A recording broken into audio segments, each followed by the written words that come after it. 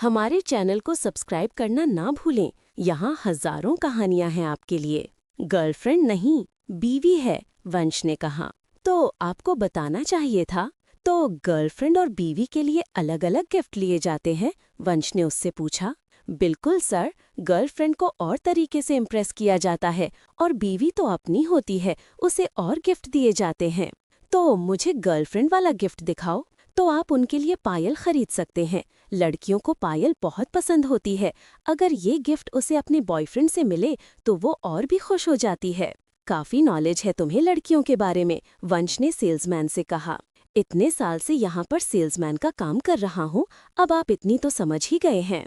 तो ठीक है, मगर कुछ ऐसा गिफ्ट चाहिए अगर गुस्से में वो उसे फर्श पर दे मारे तो ना टूटे। जिस तरह से गीत गुस्सा थी, वंश को पूरा भरोसा था कि वो उसका गिफ्ट फर्श पर गुस्से में फेंक सकती है। तो समझा, गर्लफ्रेंड को मनाना है आपको। वंश को पायल सुंदर लगी। वो जिंदगी में पहली बार ऐसी कोई ज्वेलरी खरीद रहा था। वो तो अपनी मॉम के साथ भी कभी ऐसी शॉपिंग के लिए नहीं आया था। सोना कितने साल से व्हीलचेयर पर थी, वो तो ऐसा सामान खरीदती नहीं थी। वो गोल्ड की बेहद खूबसूरत सी पायल खरीदता है। वंश मुस्कुराता हुआ घर जा रहा है। सेल्समैन ने जब से गर्लफ्रेंड का जिक्र किया था तो वंश के दिमाग में और ही बातें चल रही थीं। तो मैडम को पहले गर्लफ्रेंड बनाना है, वंश सोचता हुआ जा रहा था। गाड़ी से उतरकर उसने पायल अपनी पॉकेट में डाल ली और फूल उठाते हुए ऊपर की तरफ जाने लगा। कहाँ जा रहे हो बेटा? मॉम से भी मिल लो, नीता ने उसे देखते हुए कहा। मॉम, थोड़ी देर में आता हूँ। वो ऊपर की तरफ चला गया। नीता को वंश का ऐसे इग्नोर करना बिल्कुल अच्छा नहीं लगा था। वंश रूम का डोर खोलता हुआ अंदर चला गया। गीत सोफे पर बैठी कोई मैगजीन पढ़ रही थी। कैसी हो तुम? वंश कमरे में उसके पास चला गया। उसने वंश को देखा और मैगजीन वहीं टेबल पर रखती हुई बाहर की तरफ जाने लगी। मुझे तुमसे बात करनी थी, वंश ने कहा। मगर मुझे नहीं करनी, कहकर वो बाहर चली गई। उसने वो फूल टेबल पर जो फूलदान था उसमें डाल दिए। गीत के बात ना करने से वंश उदास हो गया। सोना ने भी उसे ऊपर आते हुए देख लिया था। उसके फोन पर सोना का फोन आ जाता है। हाँ सोना, क्या हुआ? भाई, मुझे आपसे बात करनी है, आप नीचे आ जाओ। मैं नीचे आ रहा हूँ। वो उसके नीचे जाता है। सोना उसे हाल में ही मिल जाती है। भाभी अभी तक नाराज है आपसे? उसने गीत को बाहर जाते देख लिया था। कोई बात नहीं, मैं मना लूंगा, तुम फिक्र मत करो। सब मेरी वजह से हुआ है, मेरी गलती है, मुझे बहुत पछतावा है। आप और भाभी मुझसे नाराज होंगे। गीत जल्दी मान जाएगी। तुम अपने भाई को नहीं जानती कितना जिद्दी हूँ मैं। उसकी बात पर सोना मुस्कुराने लगी। सोना बाहर अपनी व्हील चेयर पर गीत के पास जाती है। गीत ने उसकी तरफ देखा। आप मुझसे नाराज हो? कैसी बातें करती हो तुम? मैं बिल्कुल भी नाराज नहीं हूँ तुमसे। सचमुच? तो ठीक है, तो मेरे साथ चलो। इस वक्त मेरा कहीं जाने का मूड नहीं। समझती हूँ भाभी, आप मुझसे नाराज हो। ठीक है चलो, गीत ने उसे कहा। सोना ने दीपक को पहले ही जाने के लिए कह दिया था। वो दोनों बीच पर चली जाती हैं। दीपिका बीच पर जाकर गाड़ी रोकता है। उतरते हुए गीत ने आसपास देखा। वो वही जगह थी जहाँ उसे वंश लेकर आया था। तुम्हें भी ये जगह पसंद है? गीत ने कहा। और किसे पसंद है? सोना ने वापस पूछा। तुम्हारी भाई को, गीत ने धीरे से कहा। गीत नीचे उतर गई थी, मगर सोना गाड़ी में ही बैठी थी। भाभी, यहाँ से मेरी व्हीलचेयर नीचे नहीं जाएगी, मैं आगे से आ रही हूँ, आप यहीं रुको। गीत थोड़ा लहरों पर आगे चली जाती है। वो सोना का इंतजार कर रही थी। गीत को पीछे से किसी के पैरों की आहट सुनाई देती है। उसने पीछे मुड़कर देखा। वहाँ सोना नहीं, वंश था। मैंने ही कहा था सोने से कि वो तुम्हें जहाँ ले आए। प्लीज मुझे माफ कर दो, मैंने तुम्हारा दिल दुखाया है, तुझ पर बहुत गलत इल्जाम लगाए। वो दोनों एक दूसरे के आमने सामने खड़े थे। गीत, आगे से फिर कभी ऐसी गलती नहीं होगी। वंश ने उसका हाथ पकड़ लिया। मुझे थोड़ा सा टाइम चाहिए, मैं थोड़ी अपसेट हूँ, गीत ने कहा। वो वहाँ से जाने लगती है, तब तक सोना वहाँ से जा चुकी थी। वो समझ गया था कि सही बात है, इसे टाइम चाहिए। मुझे माफ करना इतना आसान तो नहीं होगा। गीत पैदल चलते हुए वहाँ से जाने लगी। उसका इरादा कोई ऑटो या टैक्सी लेने का था। वंश उसके पास जाकर गाड़ी रोकता है। बैठ जाओ, वंश के कहने से वो चुपचाप उसके साथ बैठ गई थी। गाड़ी से उतरकर वो दोनों अंदर की तरफ जाने लगे। उसकी मॉम और राजवीर और सिया तीनों लॉन में बैठे हुए शाम की चाय पी रहे थे। वो उन तीनों के पास आ जाते हैं। कहाँ गए थे? मुझे तो लगा था तुम दोनों रात के डिनर के बाद वापस आओगे। तुम लोग तो आ भी गए। राजवीर को उन दोनों को शादी कर अच्छा लगा था। वो दोनों धीरे धीरे पास आ रहे थे। राजवीर के लिए ये खुशी की बात थी। हमारे चैनल को सब्सक्राइब करना ना भूलें। यहाँ हजारों कहानियां हैं आपके लिए। सोना, तुम भी चलो हमारे साथ, गीत ने उससे कहा।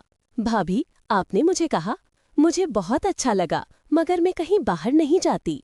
ये बात बिल्कुल गलत है सोना। खुद को घर के अंदर क्यों बंद कर रही हो? उसके कहने से सोना उदास हो गई। फिर कभी चलूंगी भाभी मैं आप लोगों के साथ, आज नहीं, सोना ने मना कर दिया। वंश तैयार होकर आईने के आगे खड़ा हुआ था। वो अपने बाल सेट कर रहा था। उसे मिरर में पीछे से गीत दिखाई दे रही थी। उसने खादी का सिल्क का कुर्ता और उसके साथ प्लाजो पहना था। वो कुर्ते और प्लाजो में बेहद खूबसूरत दिख रही थी। उसे अभी मेकअप करना था। वो जल्दी से मिरर के आगे से हट गया। मैं तुम्हारा बाहर लॉन में इंतजार कर रहा हूँ। वो जानबूझकर गीत का बाहर इंतजार कर रहा था, क्योंकि उसे डर था कि कहीं उसे देखकर गीत जाने से मना ही ना कर दे। वो गीत से डर रहा था। जिंदगी में शायद ही उसे कभी किसी से डर लगा होगा।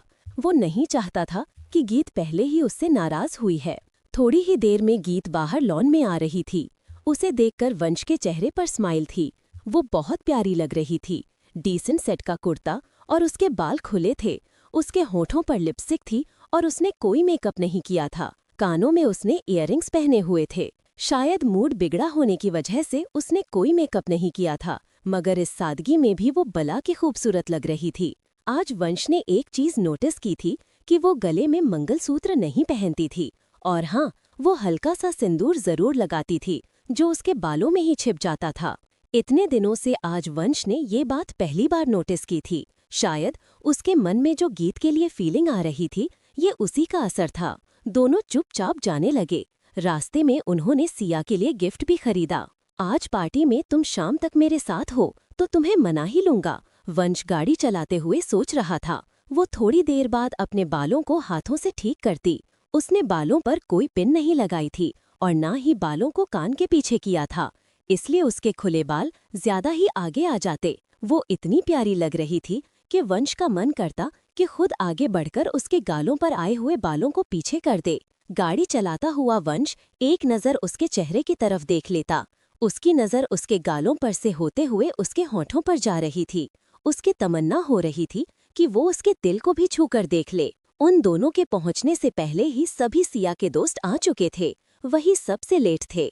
दोनों को देखकर सिया उनके पास आकर मिली। वंश को मिलने के बाद उसने गीत की तरफ देखा। कोई शक नहीं था कि उसकी खूबसूरती बेमिसाल थी। उसने चाहे सिया की तरह वेस्टर्न कपड़े नहीं पहने थे, मगर जो ड्रेस उसने पहनी थी उसमें वो सबसे अलग और खूबसूरत नजर आ रही थी। उसे देखकर सिया जो प्लान बनाया था वो फ्लॉप होता मालूम हो रहा था, क्योंकि वो एलिगेंट एंड स्टाइलिश नजर आ रही थी। अविनाश पहले ही पहुंच चुका था। तुम दोनों लेट हो, कब से मैं आपका इंतजार कर रहा था, अविनाश ने कहा। भाभी, इसी ने लेट कर आया होगा। मुझे पता है ये तैयार होने में कितना टाइम लगाता है। वंश ने उसकी तरफ देखकर मुस्कुराया। वैसे आप दोनों जरूरत से ज्यादा अच्छे लग रहे हो, अविनाश उन दोनों को बार बार कह रहा था। उसकी और वंश की दोस्ती बहुत पुरानी थी। वो हमेशा वंश के साथ गीत को देख खुश होता था। वो जानता था कि गीत में कोई तो बात होगी जो अंकल ने उसे वंश के लिए चुना है, मगर उसकी बातें सिया को अच्छी नहीं लग रही थी। आज सिया ने हम सभी को मिला दिया, वरना कितने दिन हो गए थे हम सभी को मिले हुए, एक लड़के ने कहा। सभी दोस्त एक दूसरे के साथ मजाक कर रहे थे। उनमें लड़कियां और लड़के दोनों ही थे। एक लड़के की नज़र गीत पर थी। जब से गीत आई थी वो गीत को ही देख रहा था। वो लड़का पीछे खड़ा था। वंश की नज़र उस पर जाती है। वंश अभी तक खुश था। उसके चेहरे पर अचानक गुस्सा दिखाई देने लगा। गीत को भी समझ नहीं आ रहा था। गीत चुपचाप उनकी बातें सुन रही थी। वैसे गीत, तुम्हें यहाँ अनकंफर्टेबल लग रहा होगा ना, सिया ने जानबूझकर कहा।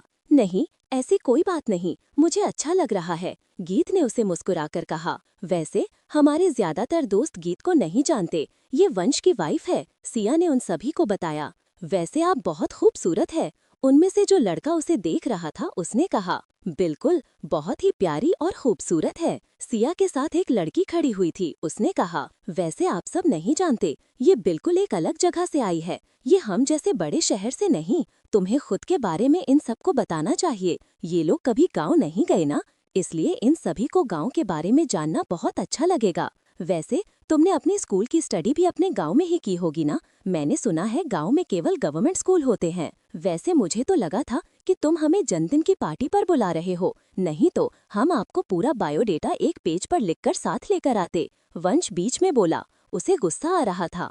वो गीत को मनाने के लिए पहले ही जी जान से लगा हुआ था, मगर उसे लग रहा था कि अब बात और बिगड़ जाएगी।